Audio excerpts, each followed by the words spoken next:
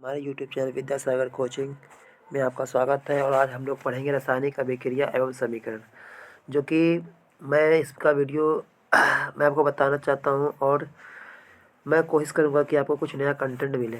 जैसे कि अगर हम बात करें कि कोई भी अगर वस्तु रहता है तो उसे अगर हम छोड़ देंगे तो उसमें परिवर्तन होता है। कोई भी अगर वस्तु रहेगा उसमें अगर छोड़ देंगे तो उसमें परिवर्तन होता है। तो देखिए, अगर जैसे मान लीजिए परिवर्तन की बात करेंगे तो परिवर्तन जो होते हैं, परिवर्तन की बात करें तो परिवर्तन दो प्रकार के होते हैं। एक होता है भौतिक, एक होता है भौतिक और एक होता है रासायनिक। एक होता है भौतिक, एक होता है रासायनिक। अब अगर इसको हम बात करेंगे याद करने की, तो याद करने की अगर बात करेंगे तो बस अगर जो मिल जाए वो भौतिकी, मिल जाए भौतिकी, ना मिले रासायनिक, ना मिले रासायनिक। अब बस आपको इतना ही याद रखना है, बाकी इसमें क्या लिखा है क्या नहीं लिखा है वो आप पढ़ लीजिएगा। देखिए सेकंड से मिल जाएगा। यानी कि परिवर्तन हमें जाने कि परिवर्तन दो प्रकार होता है, भौतिकी और रासायनिक। यानी जो मिल जाएगा भौतिकी, ना मिले रासायनिक। जैसे मान लीजिए अगर हमें, जैसे कि अगर हम यहाँ पे पानी है, अगर यहाँ पे पानी, जैसे हम पानी रखते हैं, अगर यहाँ पे मान लीजिए पानी रखें तो पानी अगर रखे हैं तो पानी से बर्फ़ बनेगा, ठंडा करेंगे तो, और फिर बर्फ़ को अगर गर्म करेंगे तो फिर पानी बन जाएगा, पानी से बर्फ़, ये प्रक्रिया होती रहेगी। तो ये हो गया भौतिकी। क्या हो गया? ये भौतिकी। अगर हम मान लीजिए अगर लकड़ी है तो लकड़ी को जलाएंगे तो राख मिलेगा, लकड़ी के राख। लेकिन फिर राख से लकड़ी हमें नहीं मिलेगा, तो ये सिर्फ एक होती है, इसे बोले रासायनिक अभिक्रिया। ठीक है, अब आगे पढ़ते हैं। देखिए यही बात बोला गया है कि वह परिवर्तन पदार्थ के भौतिक गुणों में परिवर्तन होता है, परंतु रासायनिक गुणों में परिवर्तन नहीं। तो बिल्कुल वही बात है। तो भौतिक परिवर्तन करते हैं, जैसे बल्ब जलते हैं, इसी बात की बल्ब जलना, तो बल्ब जलता है, उसे बुझ सकता है, फिर जला सकते हैं। जल में नमक घोलना, तो जल में नमक घोलते हैं और फिर उसे अलग कर सकते हैं। जैसे जल में नमक घोल दिया, अलग कर सकते हैं। मोमबत्ती का पिघलना, देखिए यहाँ मोमबत्ती का पिघलना की बात आएगा तो भौतिकी, और लेकिन अगर बात करेगा जलना की तो रासायनिक। अब जल का वाष्पीकरण होना तो भौतिकी परिवर्तन हो गया। फलों सलाद बनाना, जैसे सलाद बना दिए, अलग कर सकते दिए, हो गया भौतिक। अब रासायनिक परिवर्तन, तो जिसमें रासायनिक गुण परिवर्तन होता है रासायनिक परिवर्तन हो गया। यानी कि जो ना मिले, या दूध से दही बनता है, क्या दही से दूध बना सकते हैं? नहीं बना सकते। लोहा पर जंग लगना, तो फिर जंग से फिर लोहा नहीं मिल सकता है। आयरन और सल्फर से आयरन और सल्फाइड बनाना, तो ये भी रासायनिक परिवर्तन हो गया। फिर हम आयरन सल्फाइड से आयरन सल्फर नहीं बना सकते। लकड़ी और कागज से जलना, तो ये हो गया रासायनिक। अब रासायनिक अभिक्रिया क्या होता है? तो जैसे अगर मान लीजिए कोई भी तत्व या यौगिक आपस में मिलकर एक नया उत्पाद बनाते हैं, वह रासायनिक अभिक्रिया होता है। जैसे कि मान लीजिए जब कोई अकेला पदार्थ यानी तत्व या किसी अन्य पदार्थ से क्रिया करके एक अलग गुण वाले नए पदार्थ का निर्माण करता है, तो रासायनिक अभिक्रिया कहलाती है। तो अगर हम बात करें तो यहाँ पे देखिए हाइड्रोजन और क्लोरीन अभिक्रिया करके हाइड्रोक्लोरिक बना दिया। तो अगर हम बात करें तो ये रासायनिक समीकरण में जो दाएं तरफ होता है, यानी ये जो आप देख रहे हैं दाएं तरफ की बात करें, ये बोलते हैं अभिकारक। क्या बोलते हैं? अभिकारक। और रासायनिक समीकरण जो बाएं तरफ होता है ये बोलते हैं अभिकारक, और जो दाएं तरफ होता है उसे बोलते हैं उत्पाद। यानी कि अगर हम बोल सकते हैं, देखिए अगर हम बोलेंगे तो ये हम लोग का, यानी कि अगर बात करते हैं ये हम लोग का, ये है उत्पाद, ये क्या है? उत्पाद। और ये अगर बात करते हैं यहाँ पे, ये हो गया अभिकारक, ये हो गया अभिकारक, ये हम लोग का हो गया अभिकारक, ये अभिकारक, ये उत्पाद हो गया। ठीक है। अब अगर हम यहाँ से बात करें, जैसे कि इसमें की बात करेंगे नेक्स्ट वाले में, तो ये हमारा हो गया अभिकारक, ये क्या हो गया? अभिकारक। तो ये अभिकारक हो गया। और इसकी बात करते हैं ये, तो ये हमारा हो गया उत्पाद, ये क्या हो गया? उत्पाद। ये अभिकारक, ये उत्पाद, ये अभिकारक, ये उत्पाद हो गया। ठीक है। तो समीकरण की जो दाएं तरफ रहता है उसे अभिकारक बोलते हैं, जो बाएं तरफ होता है उसे उत्पाद बोलते हैं। ठीक है। उसका आगे बढ़ते हैं। ठीक है। अब इसका उदाहरण क्या होता है? जैसे भोजन का पाचन, श्वसन, लोहे पर जंग लगना, ये सब क्या है? उदाहरण है। जैसे कि हम बात करते हैं यहाँ के, तो देखिए जैसे यहाँ से है, देखिए यहाँ पे जो भी है, देखिए आप दिख रहा है, देखिए भोजन का पाचन, श्वसन, लोहे पर जंग लगना, मैग्नीशियम फीते का जलना, दूध से दही बनना, ये सब क्या है? इसका एग्जाम्पल है। भोजन पकाने की प्रक्रिया, ये सब रासायनिक परिवर्तन है। अभिकारक, तो बता दिए कि जो रासायनिक अभिक्रिया में जो भाग लेता है उसे बोलते हैं अभिकारक। क्या बोलते हैं? अभिकारक। और रासायनिक अभिक्रिया का प्रतिफल जो बनता है उसे बोलते हैं अभिकर्मक। क्या बोलते हैं? अभिकर्मक। यानी सही अभिक्रिया के फल से जो बनने वाले जो नया पदार्थ होता है, बनने वाले पदार्थ को क्या बोलते हैं? प्रतिफल या उत्पाद। उसके बाद आगे के हम लोग पढ़ते हैं। देखिए तो रासायनिक अभिक्रिया में क्या होगा? इसे अवस्था परिवर्तन होगा। इसे मान लीजिए अगर ठोस रहेगा तो द्रव में बन जाएगा, द्रव रहेगा तो गैस में बन जाएगा, तो अवस्था परिवर्तन होता है। क्या होता है? अवस्था परिवर्तन होगा। अवस्था परिवर्तन, रंग परिवर्तन, तापमान परिवर्तन, गैस का उत्सर्जन। ठीक है, उसके बाद हम लोग आगे की ओर बढ़ते हैं। उसके बाद देखिए हम लोग पढ़ते हैं अवस्था में परिवर्तन। तो रासायनिक अभिक्रिया में अगर हम बात करें तो अवस्थाओं में परिवर्तन, जैसे कि अगर बात करिए मैग्नीशियम फीते, अगर मैग्नीशियम फीते की जैसे बात करते हैं तो मैग्नीशियम फीते में क्या होता है कि अगर यहाँ पे हम लोग मैग्नीशियम फीते अगर मान लीजिए यहाँ लगाते हैं मैग्नीशियम फीते में, तो ये ऑक्सीजन की उपस्थिति में जलाने पर मैग्नीशियम का चूर्ण बनाता है, यानी मैग्नीशियम ऑक्सीजन की अभिक्रिया में मैग्नीशियम ऑक्साइड बनाता है। अब रंग परिवर्तन, यानी रासायनिक अभिक्रिया में रंग परिवर्तन, जैसे कॉपर सल्फेट, अगर कॉपर सल्फेट का विलयन जो होता है नीला रंग देता है, क्या होता है, नीला रंग देता है, परंतु लोहे की कील डालने पर इसका रंग भूरा हो जाता है। क्या होता है, भूरा हो जाता है। यानी हम बोल सकते हैं कॉपर सल्फेट अगर लोहा से विक्रिया करता है तो फेरस सल्फेट देता है और इसका रंग होता है भूरा हो जाता है। यानी कि अगर हम कॉपर सल्फेट का रंग क्या होता है, नीला, और लेकिन उसमें लोहा मिल अगर उसमें डाल देंगे तो उसका रंग क्या हो जाएगा, भूरा हो जाएगा, उसका रंग भूरा हो जाएगा। तापमान परिवर्तन, जैसे कि आप मान लीजिए कोई घर में चूना वगैरह लिए होंगे, चूना वगैरह और बाल्टी में डाल देते हैं, चूना वगैरह आप लिए तो चूना वगैरह लेते हैं और उसे हम बाल्टी में डालते हैं तो उससे तापमान गर्म खोलने का आवाज़ खोलने लगता है, तो ये क्या तापमान भी परिवर्तन हो जाता है। जैसे देखिए रासायनिक अभिक्रिया में ताप का परिवर्तन, जैसे अगर हम तनु सल्फ्यूरिक, तनु मैंने होता है पतला, तनु मैंने पतला, तनु सल्फ्यूरिक अम्ल में अगर हम दानेदार जिंक डालने पर पात्र क्या हो जाएगा, पात्र क्या हो जाता है, गर्म हो जाएगा। अब सल्फ्यूरिक अम्ल की बात आई है तो सल्फ्यूरिक अम्ल किसमें, बैटरी में पाया जाता है, और दानेदार जिंक डाल देंगे तो जिंक डालने पर पात्र गर्म हो जाएगा। ये ना क्वेश्चन आपसे पूछेगा सल्फ्यूरिक अम्ल में अगर हम जिंक के दाने डालेंगे तो पात्र गर्म हो जाएगा। अतः अभिक्रिया में तापमान का परिवर्तन हुआ ना। गैस का उत्सर्जन, तो गैस का उत्सर्जन भी होता है, जैसे कि हमारे सल्फ्यूरिक अम्ल में दानेदार जिंक डालने पर हाइड्रोजन गैस बाहर निकलता है। जैसे हमारे यहाँ सल्फ्यूरिक अम्ल है, कहाँ पाया था, बैट्रिक में, और ये जिंक से अभिक्रिया करके zinc sulphate plus hydrogen gas निकलता है। अगर हम बोल सकते हैं सल्फ्यूरिक अम्ल जिंक से अभिक्रिया करने के बाद जिंक सल्फेट और हाइड्रोजन अम्ल आता है। यानी हम बोल दिए कि तीर के जो बाएं साइड होता है उसको बोलते हैं अभिकारक, ठीक है, और जो दाएं साइड होता है उसको बोलते हैं उत्पाद। ठीक है, तो आप समझ गए होंगे। और जिससे जो निकलता है उसे हाइड्रोजन मतलब गैस वगैरह जो निकलता है। ठीक है, आगे की ओर बढ़ते हैं। अब देखिए यहाँ पे आप देख सकते हैं, यहाँ सल्फ्यूरिक अम्ल था, जिंक के साथ अभी क्या करके जिंक सल्फेट यहाँ वगैरह बना दिया है। देखिए यहाँ सल्फ्यूरिक अम्ल था, इसमें जिंक के दाने डाल दिए तो फटफट की ध्वनि उत्पन्न होती है। देखिए आप यहाँ पे देख सकते हैं, ध्यान से देखिए यहाँ पे, जैसे यहाँ पे देखिए क्या है ना, ये हाइड्रोजन की गैस के बुलबुले देखिए निकाल रहा है कैसे करके। तो यहाँ पे क्या है, साबुन का विलयन है, हाइड्रोजन के बड़े साबुन के बुलबुले, इसे मोमबत्ती जलाता है तो फटफट की ध्वनि के साथ हाइड्रोजन गैस निकलता है। हाइड्रोजन गैस क्या होता है, निकलता है। उसके बाद हम लोग आगे की ओर बढ़ते हैं। ठीक, उसके बाद आगे बढ़ते हैं। देखिए अब क्या है, किसी भी रासायनिक अभिक्रिया को, किसी भी रासायनिक अभिक्रिया के समीकरण को, किसी भी रासायनिक अभिक्रिया समीकरण को दर्शाया जाता है, यानी रासायनिक अभिक्रिया को रासायनिक समीकरण के द्वारा दर्शाया जाता है। अभिकारक और उत्पाद को रासायनिक सूत्र को उनकी भौतिक अवस्था को, यानी अगर हम बात करें रासायनिक अभिक्रिया को रासायनिक समीकरण के द्वारा दर्शाया जाता है। अभिकारक और उत्पाद को रासायनिक सूत्रों के साथ उनकी भौतिक अवस्था में लिखता है। रासायनिक समीकरण में आवश्यक परिवर्तन जैसे ताप, दाब, उत्प्रेरक आदि को तीन स्थान के ऊपर ये दर्शाता है। अगर हम बात करें तो कोई भी तीन स्थान के ऊपर अगर बात करें, यहाँ ध्यान से अगर आप इसे समझ सकते हैं यहाँ से समझिए। जैसे मान लीजिए मेरा ये तीर है, यहाँ हम तीर बना दिए, ठीक है, जैसे हम ये बना दिए तीर, क्या बना दिया, ये मेरा तीर हो गया। तो इस तरह से मैंने तीर बना दिया, क्या बना दिया, तीर मेरा हो गया।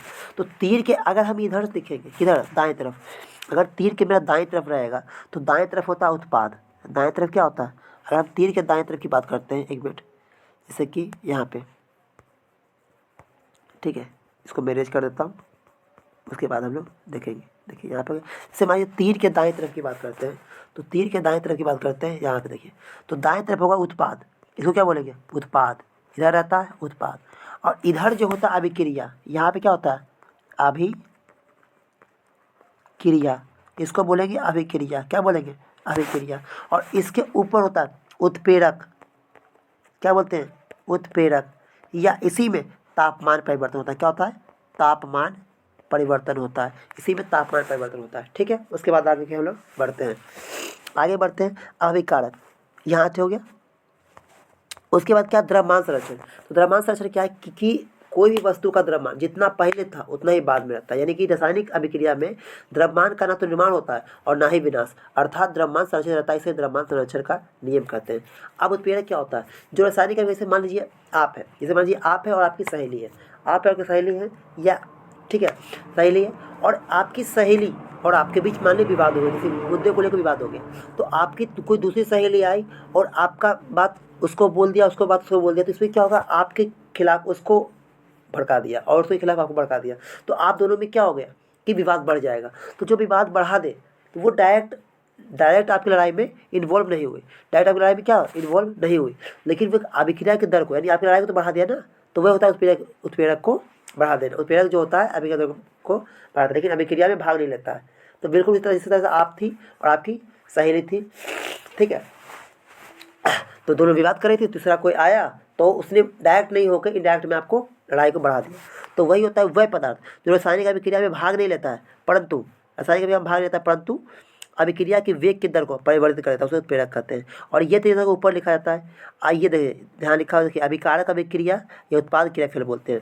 अब रासायनिक अभिक्रिया के प्रकार बोलते हैं। तो संयोजन यानी जब दो समीकरण या जुड़कर अगर सिंगल प्रोडक्ट देता है या एक पदार्थ का निर्माण करता है तो उसे बोलते हैं संयोजन।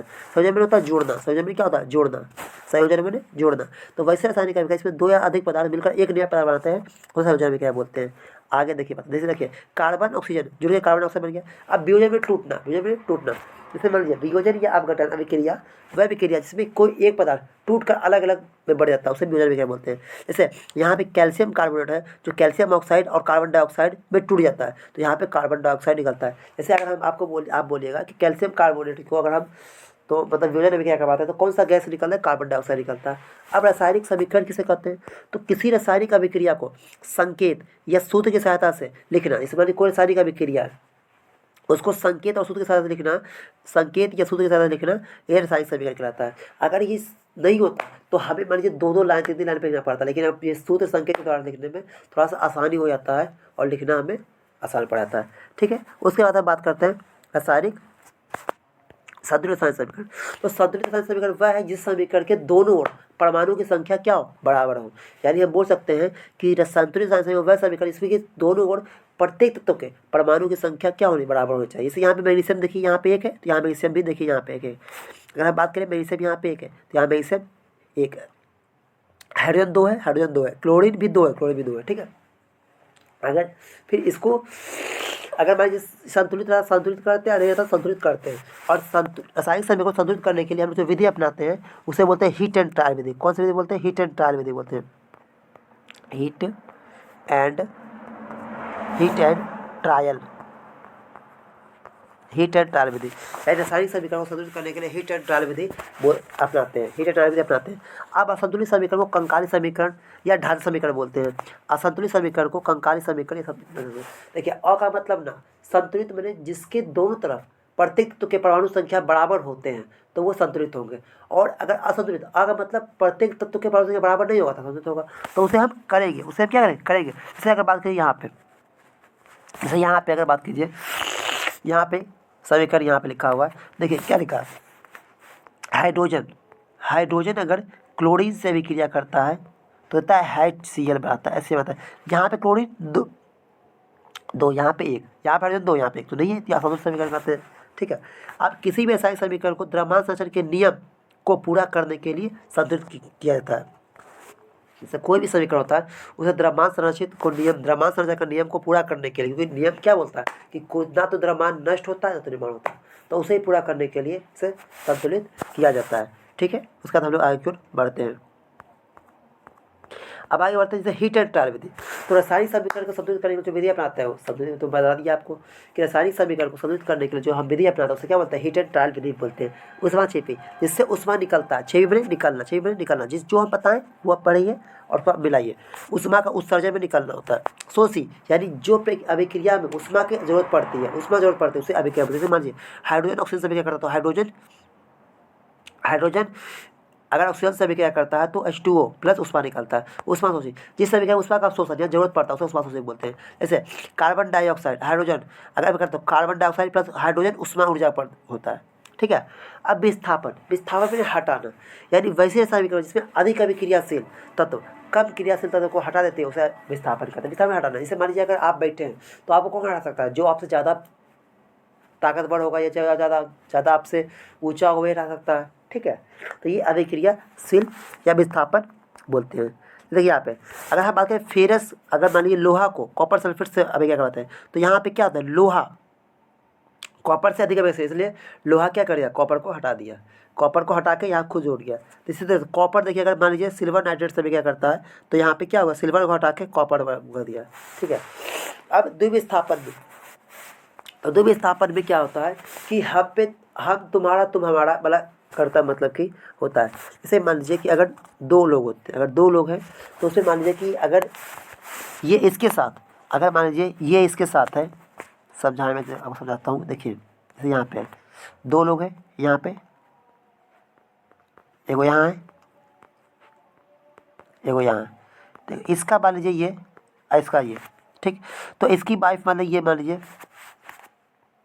यहाँ की बात करते हैं, एक मिनट, जैसे क्या बात करते हैं, यहाँ पे दो लोग हैं, दो लोग, इसे मान लीजिए यहाँ पे, ठीक है, एक ये हो गया, एक ये हो गया। अगर मान लीजिए इसका हो गया, और यहाँ पे अगर बात करते हैं इसका, एगो यहाँ पे, एगो इसका, तो दोनों का मान लीजिए हो गया। तो ये इसकी पत्नी, अगर मान लीजिए ये इसकी पत्नी है, ये क्या है, ये इसकी पत्नी है, इसकी पत्नी ये और इसकी पत्नी ये। अगर मान लीजिए दोनों को में अगर तू मैं हो गई, तो ये क्या बोला, ये बोला कि ऐसा करो, तुम मेरी पत्नी के साथ रह लो और मैं तुम्हारे पत्नी के साथ रहता हूँ। तो इसकी पत्नी फिर ये हो जाएगी और इसकी पत्नी फिर क्या हो जाएगी, इसकी पत्नी फिर ये हो जाएगी। तो ये इंटरचेंज हो गया। तो बिल्कुल इस तरह से अगर मान लीजिए कि अगर यहाँ एक्स की पत्नी वाई और ए की पत्नी बी, तो यहाँ पे क्या बोला कि अगर मान लीजिए एक्स जो बोला, ये मान लीजिए एक्स है, ये मान लीजिए एक्स है, और ये मान लीजिए वाई है, और ये मान लीजिए ए है, और ये मान लीजिए बी है। तो ये बोला ना कि एक्स जो बोला है कि तुम मेरी पत्नी लो, मैं तुम्हारी पत्नी के साथ रहूँ, क्योंकि मैं उसे उठ चुका हूँ। तो बोला ठीक है, थोड़ा लेते हैं। तो ये क्या ये जो गया, तो ये बी को ले लिया और ये ए को ले लिया। ठीक है, इस तरह से हम लोग ये वाई को ले लिया, तो इस तरह से हो गया। अब देखिए यहाँ पे जैसे सोडियम क्लोरीन, अगर सोडियम क्लोराइड है, सोडियम क्लोरीन, ठीक है, तो सोडियम क्लोरीन अगर मान लीजिए यहाँ पे सोडियम क्लोराइड अगर सिल्वर नाइट्रेट से भी क्या करता है, तो यहाँ पे क्या silver chloride plus sodium nitrate बनाता है। तो इस तरह से अगर बेरियम क्लोराइड अगर अभिक्रिया करता है, तो सोडियम सल्फेट से अगर अभिक्रिया करता है तो बनता है बेरियम सल्फेट प्लस NaCl बनाता है। अब उपचयन रसायन क्या, तो जो ऑक्सीजन को ग्रहण करता है, उसे उपचयन बनता है। जैसे देखिए यहाँ पे अगर हम बात करते हैं, तो देखो ये यहाँ पे है, जैसे ऑक्सीकरण उपचयन,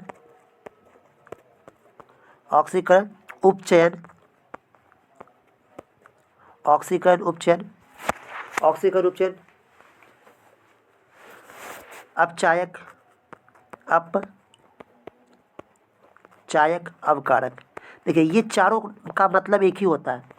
देखिए ऑक्सीकरण, उपचयन, अपचायक, अवकारक, ये सारा का मतलब होता है कि मतलब इस सब में अगर बात करेगा, इस सब की बात करेगा, तो इस सब में ऑक्सीजन जुटेगा और हाइड्रोजन घटेगा। ठीक है, इसका उल्टा होगा अवकरण, अपचयन, उपचायक और ऑक्सीकरण। ठीक है, इसका उल्टा होता है। तो इस तरह से बात करिए, तो वैसे इसमें पदार्थ में ऑक्सीजन को ग्रहण करके हाइड्रोजन को त्याग करता है, ऑक्सीकरण, उपचयन करता है।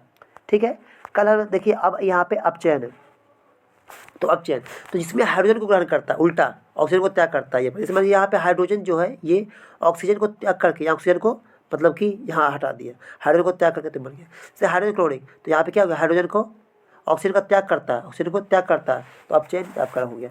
अब रेडॉक्स अभिक्रिया, जिसमें दोनों अभिक्रिया हो, ऑक्सीकरण उपचयन दोनों हो, तो वह रेडॉक्स अभिक्रिया करते हैं। ठीक है, अब उदासीकरण अभिक्रिया, तो जब अम्ल क्षार के साथ अभिक्रिया करता है, तो लवण और जल बनाता है। यानी भस्म का मतलब ही क्षार होता है। अगर अम्ल क्षार के साथ अभिक्रिया करता है तो लवण बनाता है। हमें बताया था अम्ल जो होता है H+ देता है, क्षार OH- देता है। तो ये अब ये H+ देगा अम्ल और क्षार OH- देगा, तो ये क्या बना, सोडियम क्लोराइड प्लस जल देता है। ठीक है, इस तरह से हम लोग 10 देगा, बाकी हम लोग कल सीखेंगे। थैंक यू, धन्यवाद।